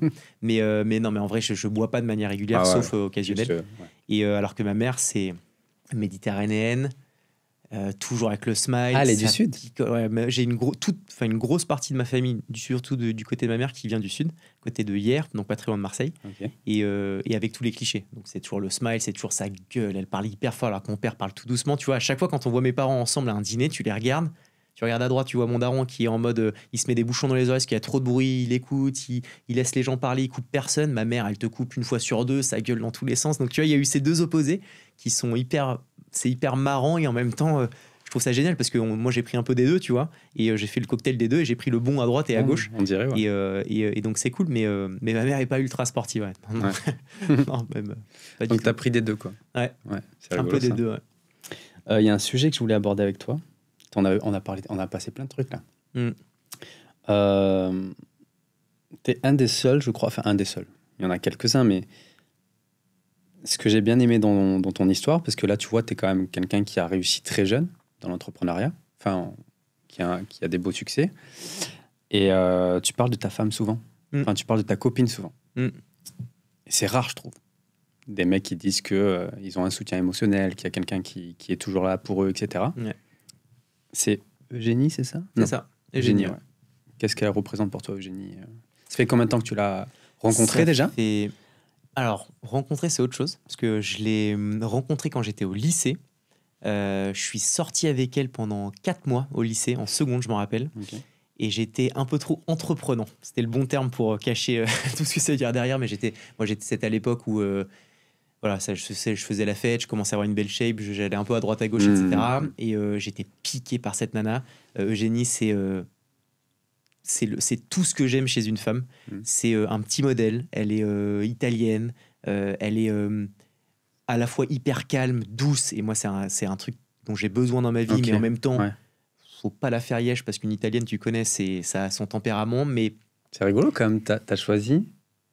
Enfin, je sais pas, c'est inconscient. Hein. Mais je veux dire un peu le profil de ta mère, quoi, finalement. Absolument. Mais quelqu'un du Sud, par contre, qui est introverti. Ouais. Enfin, qui est timide. Calme. Ouais, elle est plus. Je sais pas si c'est timide ou introverti, plus que. Et je sais pas si le bon terme c'est réservé non plus. C'est juste qu'elle est calme. C'est-à-dire qu'elle est hyper douce, tu vois. Et moi, je trouve ça. J'adore ça. C'est vrai que il y a des similitudes avec ma mère. Alors non pas sur le côté calme et doux parce que ma mère c'est tout l'inverse. Mais de toute façon, on dit que les hommes. Vont souvent essayer de rencontrer une personne qui incarne un petit peu sa maman. Alors, c'est très glauque de dire ça comme ça en l'état, horrible, mais on s'entend sur le message derrière. Mais bon, bref, donc je l'ai vue, je suis sorti avec elle en seconde. J'ai été un peu trop entreprenant, donc elle m'a dégagé en seconde. Je l'avais de travers parce que j'étais en mode à mon apogée de mon ego, en mode d'où tu me quittes, machin. Donc on s'est quitté, pas forcément de bons termes en soi, parce que j'avais pris un peu le seum. On a fait nos vies de notre côté. Et je l'ai re-rencontrée il y a du coup 7 ans et demi, parce que ça fait 7 ans et demi que je suis avec elle. J'organisais des soirées à Paris, et notamment au Cartel, et je l'ai recroisée. Et un peu comme dans un film, je la vois faire la queue dans la truc, avant de rentrer en boîte, et je la regarde de loin, je fais yo. Gros coup de. Vraiment un espèce de flash de. Un, je la trouvais magnifique parce que je l'ai toujours trouvée magnifique. Et deux, parce que ça me rappelait qu'elle avait été la seule fille qui m'avait piqué et qui m'avait rendu à la fois ultra jaloux, qui m'avait brisé le cœur alors que ça faisait que 4 mois et c'était la première fois que ça m'arrivait, donc il m'avait un peu marqué dans ma vie amoureuse. Et quand je l'ai revu, je me suis dit putain, ça m'avait refait le même effet, donc je lui ai proposé de reboire un verre, on a discuté, on a rééchangé. Ça a mis du temps avant qu'elle m'autorise à ce que on se dise qu'on sorte ensemble, etc. Et voilà, et donc du coup on est ensemble 7 ans et demi après, elle porte ma future fille et je trouve ça tellement beau parce que pour tout ce que je t'ai raconté, mais moi la famille c'est le truc le plus important ever, je le mets dans le numéro 1 de toute ma liste des priorités. Et on a eu des moments de haut, de bas, on a eu son cancer qui a été un vrai challenge, on a eu comme un démarrage qui a été hyper dur parce que j'ai hyper investi à 200%. Comment on gère ça ? On le gère, c'est chaud, hein, c'est une vraie épreuve de vie. J'aimerais bien avoir tes insights un peu. Comment on fait en fait quand on est entrepreneur, qu'il y a un truc qui commence à marcher, du coup ça requiert énormément de temps, tu passes plus de temps avec la personne que t'aimes, du coup elle sent que tu t'éloignes. Tu disais que peut-être elle avait vu que tu prenais la grosse tête parfois, etc. Comment peut-être que tu attires des filles, j'en sais rien, quand tu deviens successful. Comment ça se passe tout ça ? En fait, le truc c'est que on a construit notre couple sur un mode qui venait beaucoup d'Eugénie, mais qui m'allait très bien, qui était « vivons heureux, vivons cachés ». Vraiment, elle était en mode « on a nos amis, on a notre famille, c'est ça le plus important ». Et la fame, c'est un truc qui est dangereux en soi. Et quand Com est arrivé, que je me suis mis en avant, parce que c'est le modèle de Com, que j'incarne la structure, que du coup, vu que ça a été très visible et que ça a marché quand même assez vite, assez fort, j'ai été invité à droite à gauche, à des événements, à des lieux où j'ai été avec des gens qui font que même si tu as une confiance infinie en ton chéri et ta chérie, bah, ça challenge un existant sur lequel tu as construit un truc un modèle qui n'a rien à voir avec le nouveau modèle, tu vois. Et donc ça a été compliqué à la fois de se dire, bah, en fait, ce modèle sur lequel on avait 3 ans d'existence qui était parfait, bah, on le challenge, on le modifie. Et en même temps, un temps à passer qui a été juste hallucinant. Moi, et ça, tu vois, c'est les lacunes de mon passé, j'étais dernier de la classe, j'étais pas très bon à l'école, bah, j'avais pas les bons réflexes. Donc moi, j'ai dû bosser 2 fois plus qu'un autre entrepreneur qui avait des bonnes notes potentiellement et qui avait eu, tu vois, la bonne rigueur à l'école, qui a été sur lequel la charge de travail était un peu une norme. Alors qu'en fait, moi, j'ai tellement peu travaillé que le fait de bosser avec Com d'une telle intensité, ça a été un choc assez vénère pour moi, tu vois, et j'ai dû fournir 2 fois plus de temps à investir que d'autres personnes. Ce qui fait que j'étais moins présent pour pouvoir aller faire nos restos, nos trucs, nos machins. J'ai capitalisé, investi sur Com à 200%. Elle l'a compris, elle m'a aidé comme jamais. Mais il y a un moment où quand tu as un lancement qui dure 4 mois, 6 mois, 1 an, 2 ans et que l'intensité est la même, c'est plus une intensité de lancement, c'est une intensité de norme, tu vois. Il y a un moment où elle m'a dit, là, faut qu'on réajuste, tu vois. Et je l'ai entendu, j'ai eu du mal à l'entendre. Ça a été des sources d'embrouille, tu vois, entre elle et moi, parce que je lui disais, attends, mais je suis en train de construire un truc, faut que je me donne à 200%. Elle en était consciente, elle m'a aidé à 2000%, et franchement, j'aurais jamais réussi, je pense, à construire comme sans elle, vraiment.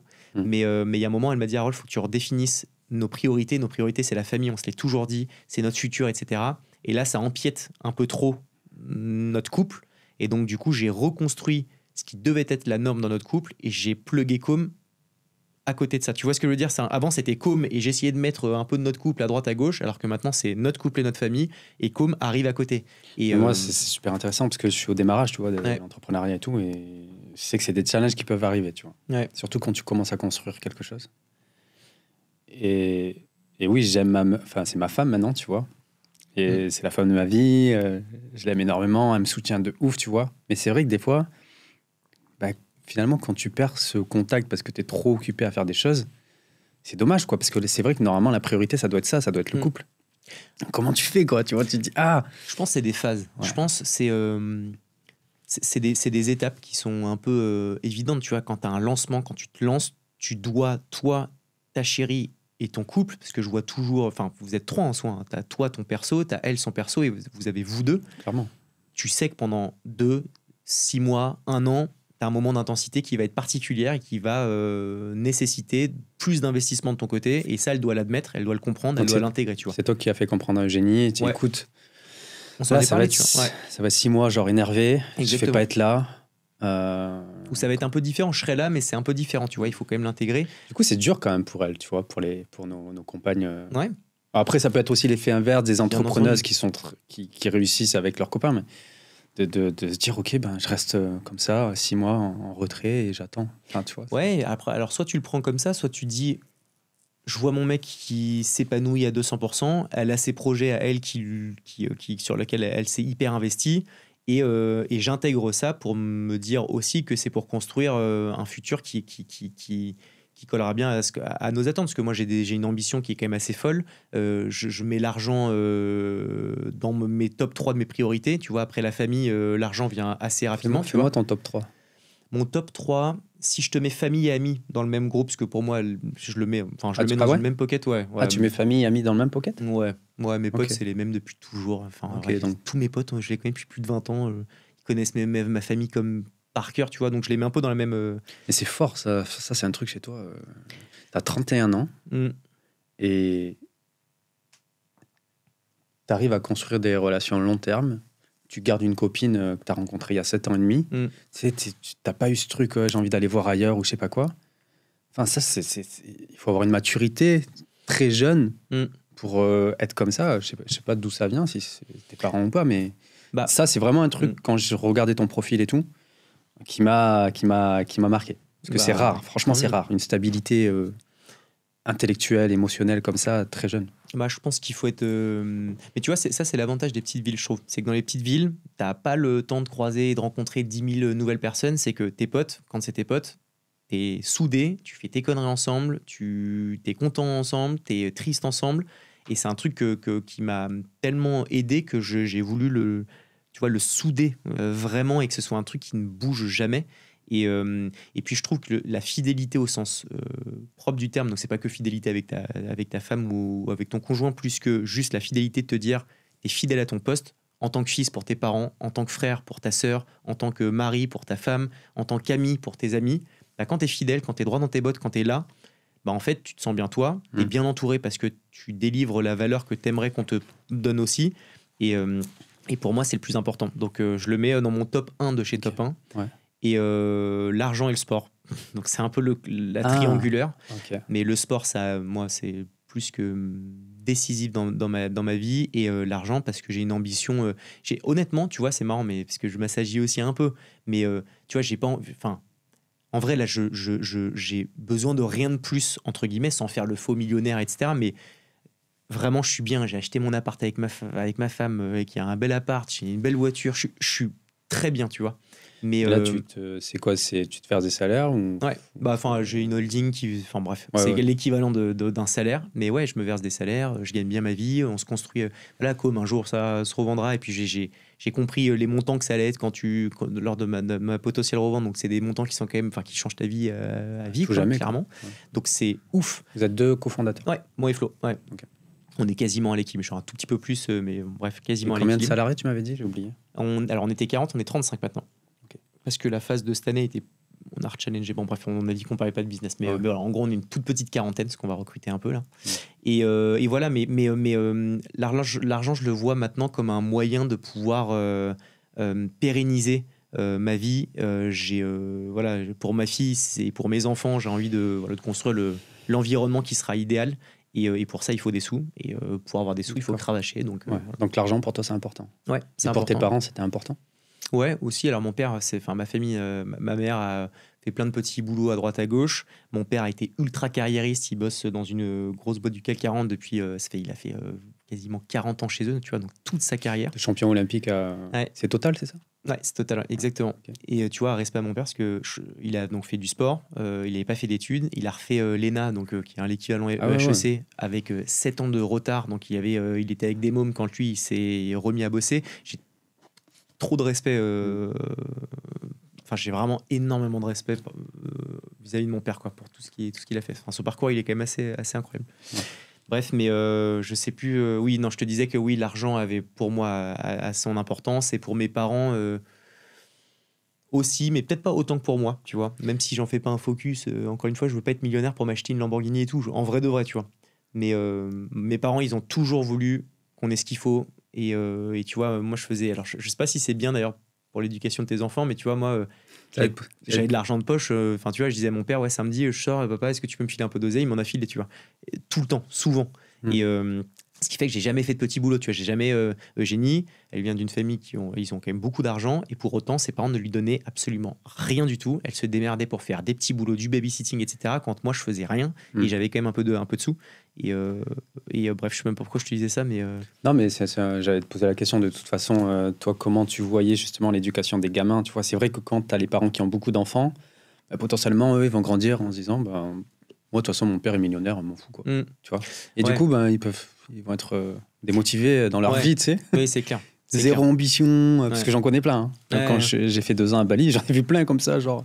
Ouais, en mode, t'as de l'argent de famille, et du coup, tu te sens pas les doigts, ils sont jeunes, ils s'en foutent, en fait. Ouais.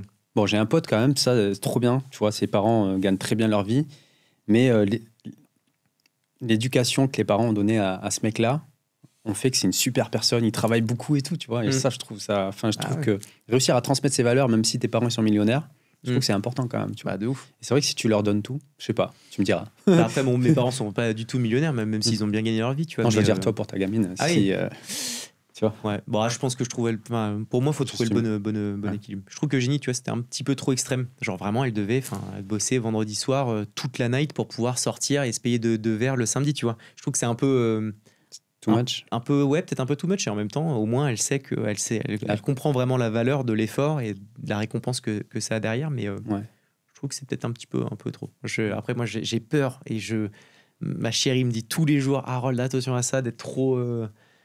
que d'être trop papa poule, quoi, vraiment. Je commence déjà à lui acheter 10 milliards de tenues, de trucs, de machin. Enfin, putain, le bordel. Mais, ça doit être le truc qui est tout le temps dans ta tête maintenant, là, c'est bientôt. T'imagines, une petite... Enfin, c'est un truc qu'on entend partout, toujours, donc ça s'est normalisé. Mais quand c'est toi, là, dans quelques semaines, je suis daron, c'est un truc de ouf. Mais c'est ouf, c'est rare quand même. Ouais, enfin, je sais pas. Je trouve que t'es vraiment, tu vois, depuis... de tout ce que je vois de toi sur les réseaux, c'est la famille, ouais. quoi. C'est de ouf. Ouais.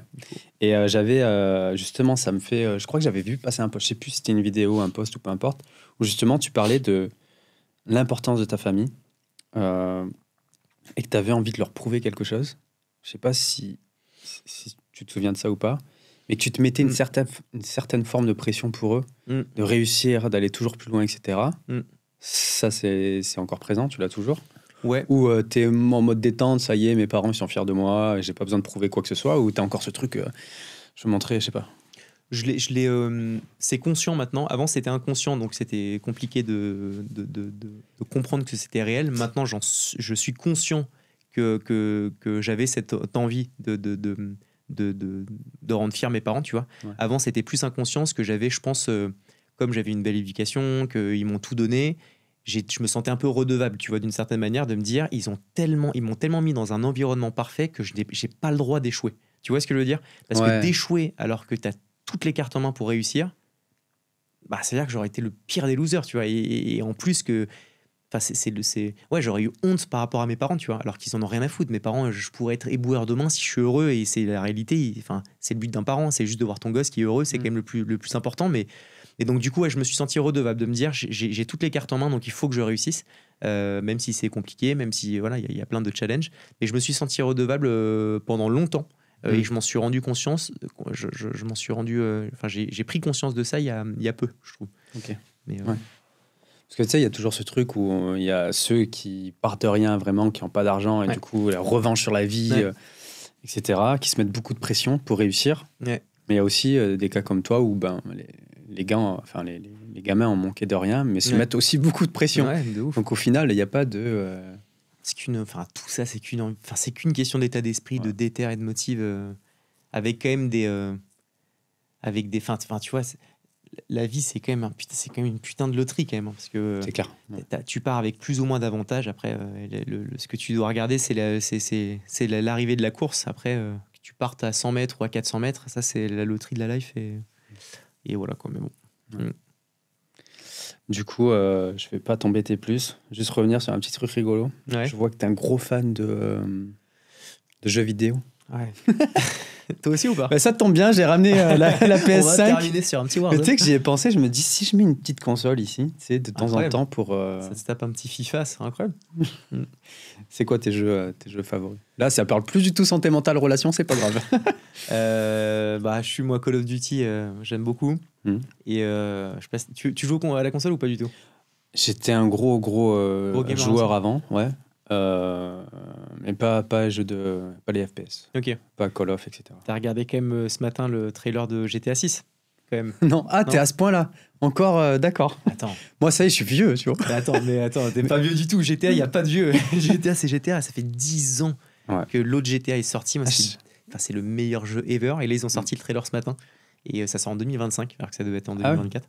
Mais incroyable. Mais bon, bref, je joue à pas mal de jeux. Je suis vraiment piqué par ça. Et en plus, j'ai la chance, parce que je considère ça comme une chance, d'avoir une chérie qui l'est aussi.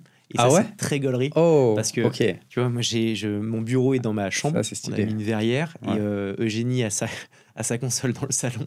Et moi, dans la chambre. Et j'ai la verrière et je la vois. Et donc, on se tape des barres parce qu'on joue avec tous mes potes et avec Eugénie. Et donc, ça s'engueule dans l'appart en mode « Mais putain, je t'ai dit qu'il était à droite !» Bref, c'est le rêve de beaucoup de... T'as un level, du coup ? Un level 2. T'as un bon level, Call of ou... Ah ouais. T'es bien ? Ouais. Ouais. Franchement, ouais. Non, j'ai un level de gros gamer. Mais je joue depuis tout petit, vraiment, toujours. Okay. Donc on peut être CEO d'une grosse boîte qui fait des millions et s'amuser à la console, quoi. Ah ouais, j'ai pas envie de te sortir. Là, je me lève à 5h, je prends une douche froide et ensuite, non. Moi, T'as pas de routine, du coup ? Alors, je me lève le matin. Non, en vrai, ma routine, c'est juste je me lève à 7h tous les matins, tout le temps. Ouais.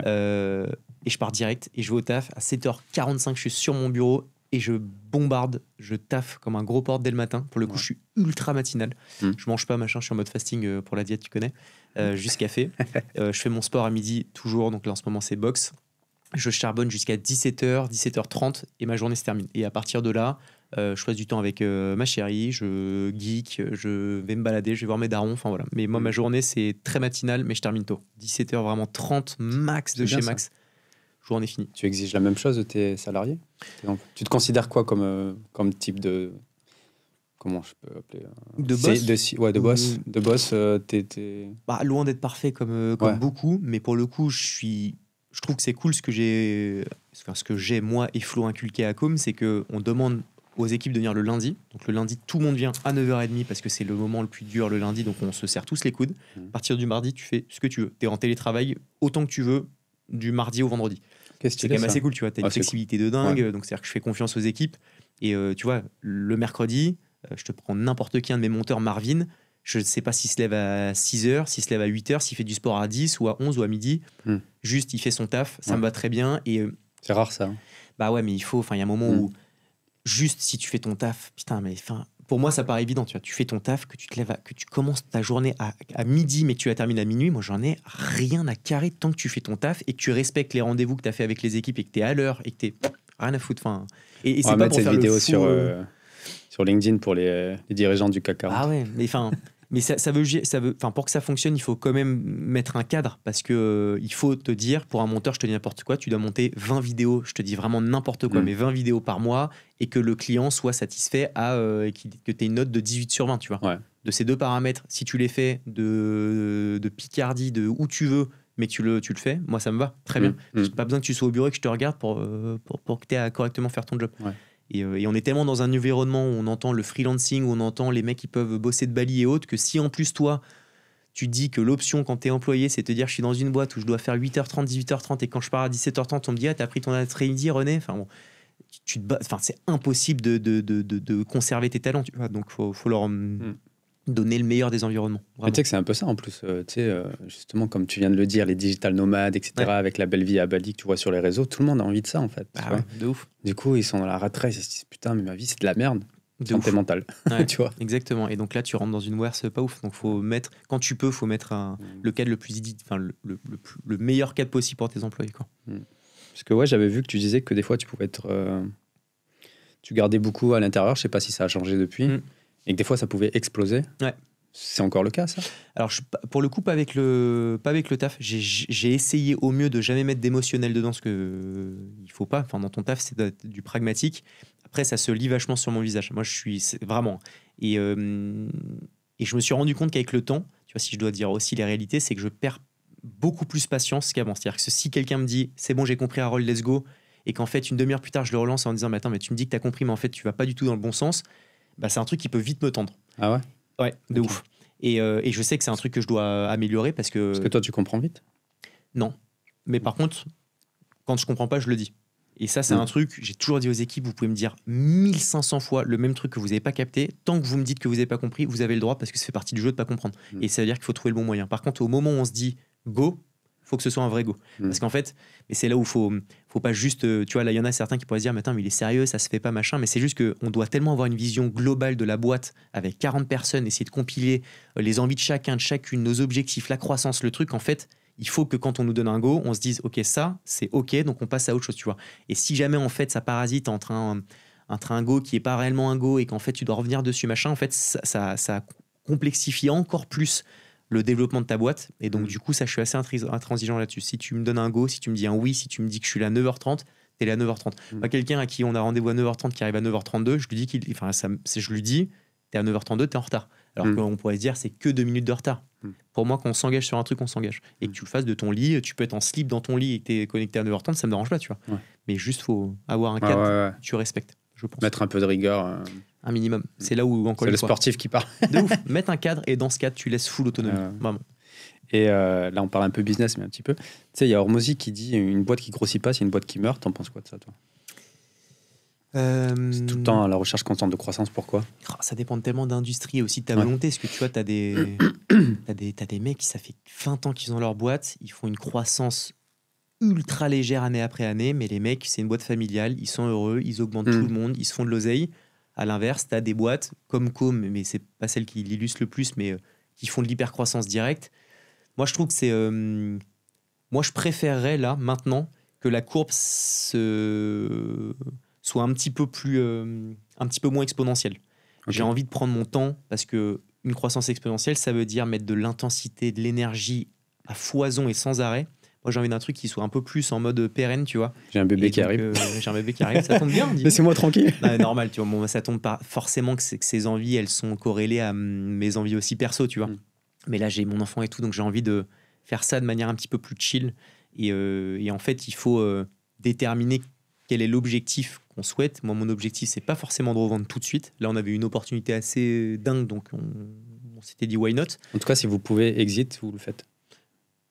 Ça dépendra vraiment des conditions. Là, les conditions c'était hallucinant, vraiment. Okay.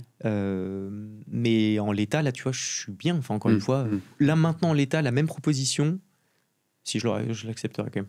Je l'accepterais. Parce que là, dans les conditions de rachat, en fait, il y avait une partie de la revente, mais on restait intégré à Com. Donc, en fait, on vendait qu'une partie. Donc, c'était parfait. T'as ce qu'on appelle l'earn-out, c'est les autres objectifs où je devais rester avec Flo entre 5 et 10 ans dans la boîte. Donc, tu vois, il y avait cette vision encore de, mais en fait, Com reste Com et mon bébé, tu vois. Mais en même temps, il y avait une partie de liquidité qui était intéressante. Bref, mais donc, du coup, ce qu'a dit Hormozy, ça se tient dans l'écosystème des scale-up, de la Startup Nation où tout doit aller plus vite. Mais dans l'écosystème des boîtes un peu plus pérennes, un peu plus structurées, structurantes, je pense que tu n'as pas de nécessité à être toujours à 3000. Ouais. Et du coup, après, tu feras ta boîte d'e-sport, quoi. Ouais. Ouais, non, franchement...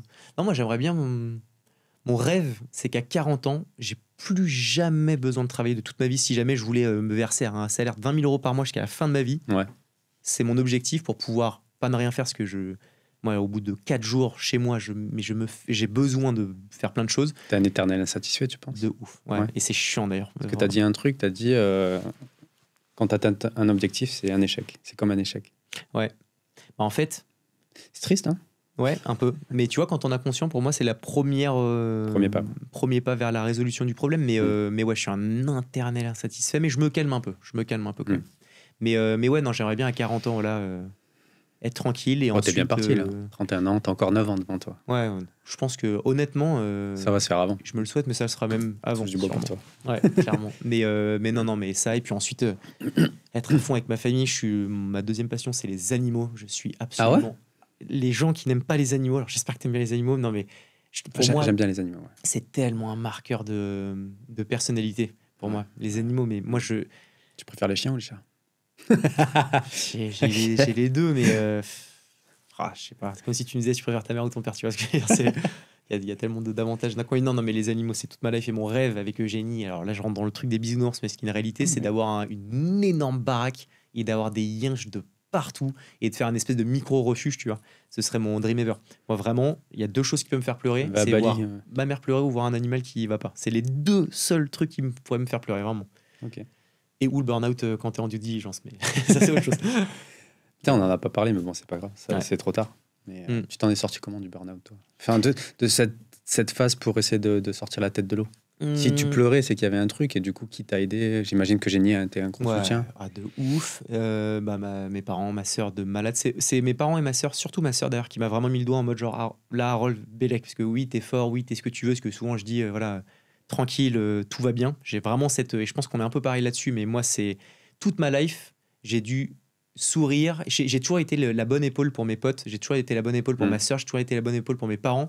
Ce qui fait qu'en fait, quand ça allait pas, en fait, je le mettais sous le couvercle. Et ce qui fait, mais on n'aura pas le temps d'en parler, mais j'ai été quelqu'un d'extrêmement impulsif. J'ai été ultra bagarreur pendant 7-8 ans. Genre, c'était chiant. Genre, limite, on sortait en soirée, c'était sûr que ça partait en yoku, tu vois. et non pas que... Enfin, c'est juste que j'étais impulsif parce qu'en fait, j'ai tellement tout gardé pour moi et les problèmes des autres où je devais sourire et dire « mais t'inquiète, tout va bien » et moi ça allait, qu'en fait, j'ai jamais laissé de place à mes insatisfactions, à mes moments de faiblesse. En fait, j'ai mis ça sous un couvercle, ce qui fait que quand ça sortait et que tu avais un peu de bibiné, ça partait en freestyle. Mais t'as des moments de faiblesse? Ouais, maintenant, ouais, de ouf. Et là, je les admets, tu vois, de ouf. Ah, t'arrives à en parler maintenant? Maintenant, de malade. Mais avant, mais impossible. Et j'ai encore quelques petites séquelles de ça. Tu vois, souvent, ma soeur, elle me dit, Harold, ça va? Alors, je suis comme ça. Je fais, ouais, t'inquiète, tout va bien avec le smile. Alors qu'elle sait très bien que ça va pas et elle me le dit, Harold, tranquille, t'as le droit aussi d'avoir tes moments de faiblesse et autres. Et maintenant, j'arrive à en parler, tu vois. Mais avant, j'étais un cadenas fermé à 1000 tours, impossible de me faire dire, non, ça va pas sur un truc. Tu vois. Vraiment un truc de mec, ça. C'est un bordel. On est grave, hein. Ouais, c'est trop con. Enfin, moi, ça va maintenant. Maintenant, je me livre à 8000%, mais... C'est bien. C'est vrai que c'est un espèce de stéréotype de dire que le mec ne peut pas, ne peut pas avoir ses moments de faiblesse, tu vois, ce qui est un peu totalement débile, tu vois. Mais... C'est clair. Et bon. C'est clair. Ok, bah écoute, Harold, je finis toujours mon podcast avec les mêmes questions. Il faudrait que tu me donnes une note de 1 à 5 sur différents thèmes. Ok. Même si j'ai déjà la réponse sur les choses, sur certaines thématiques. De 1 à 5, sachant que la 5 c'est la meilleure note. Si je te dis, du coup, famille, de 1 à 5, t'es où? Je dirais 5, direct. 5, ouais. Du coup, amitié 4. Ah. Je mets un peu de granularité. Et te manquerait quoi pour aller à 5, du coup? Non, en vrai, je dis juste ça parce qu'en fait, c'est... avec l'âge, je fais l'ancien, alors j'ai 31 ans, mais plus tu grandis, plus tu vois qui sont vraiment tes potes. Et moi, j'ai toujours les mêmes potes, comme je t'ai dit, depuis toujours. Mais c'est marrant parce qu'avec certains que j'ai rencontrés un peu plus tard, il y a eu parfois des moments où je me suis dit, putain, en fait, on peut te la faire à l'envers, tu vois, même dans tes nouvelles relations et dans tes nouvelles amitiés. Donc, j'irai 4. Le point supplémentaire, c'est les nouvelles amitiés que tu te crées. Forcément, tu rencontres des nouvelles personnes. Dans le business, tu veux dire? Ouais. Ah, ok. Ouais, dans le business. Et moi, j'ai toujours été un peu trop bon, trop con. Toujours. Ah ouais? Mais limite, je l'admets et j'en suis content parce que je préfère être comme ça, me faire ken de temps en temps, mais au moins être plutôt un bon gars que l'inverse, tu vois. Mais ok. Voilà pourquoi je mettrais 4. Ok. Amour, du coup? Crap, la 5. 5. Je vais être daron, Mike, putain, c'est un truc de ouf. C'est ouf. Bravo, hein, en tout cas. Merci. Moi, j'ai peur d'être daron. Je sais pas si je suis prêt. T'es jamais prêt, en vrai. Je pense tant que t'as pas ton gosse dans la main, moi, je ne suis pas prêt le moins du monde, mais c'est-à-dire que je suis le mec le plus maladroit au monde. C'est-à-dire que Génie se tape un fou rire au moins une fois par jour, parce que je fais tomber quelque chose, je me fais des croche-pattes à moi-même, c'est terrible. Donc là, avec un nourrisson, je vais te dire que... Fais gaffe, il faut que tu achètes un truc. C'est ouf. Je bougerai même pas, je me lèverai même plus, je serai comme ça. Et puis... du coup, business 3,5. Ah ouais, c'est précis. Ouais.